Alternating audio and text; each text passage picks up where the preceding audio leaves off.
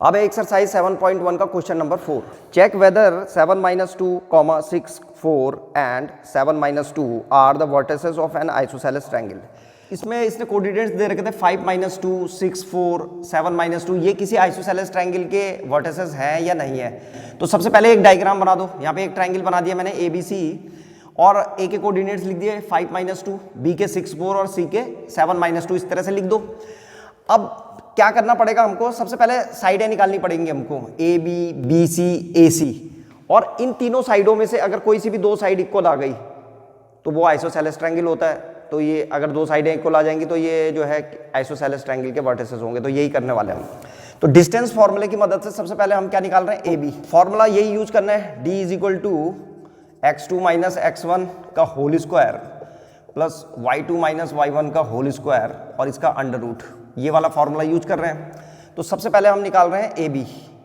तो AB निकाल देते हैं। AB = अब ये AB निकाल रहे हैं तो इसको x1 y1 ले लेते हैं, x1 y1, और इसको क्या ले लेंगे x2 y2। x2 y2 यहाँ पे लिख दिया करो छोटा छोटा।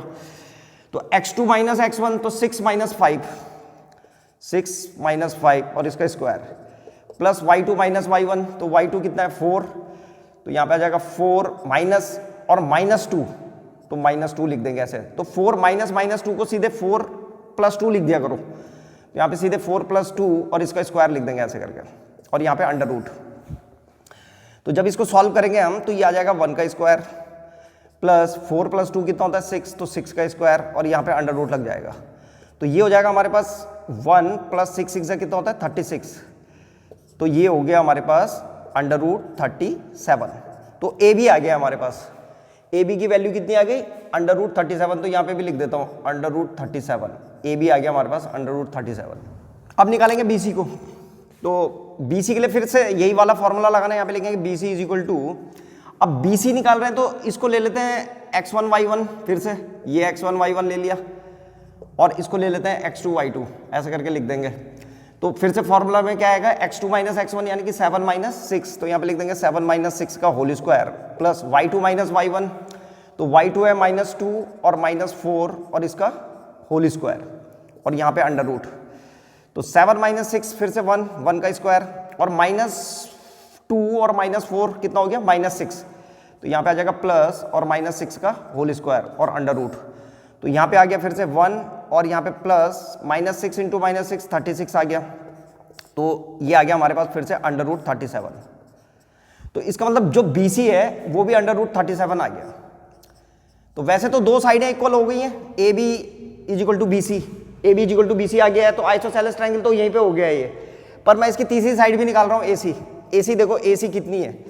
तो AC = अब AC के लिए ये है AC, तो ये x1 y1 है और ये x2 y2 ले लेते हैं और यही वाला फॉर्मूला लगा रहे हैं। तो x2 - x1 कितना हो जाएगा 7 - 5 और इसका whole square plus y2 - y1 -2 और -2 और माइनस और कितना हो जाएगा ये फिर से -2। तो माइनस माइनस का प्लस हो जाएगा, इसको सीधे प्लस लिख देते हैं। तो ये हो जाएगा -2 + 2 और इसका होल स्क्वायर और यहाँ पे अंडर रूट 7 - 5 2 का स्क्वायर और ये -2 + 2 0 हो जाएगा तो +0 का स्क्वायर। तो हम देखते हैं यहाँ पे कितना आ रहा है अंडर रूट 4 और अंडर रूट 4 की वैल्यू आती है 2, तो ये 2 आ रहा है।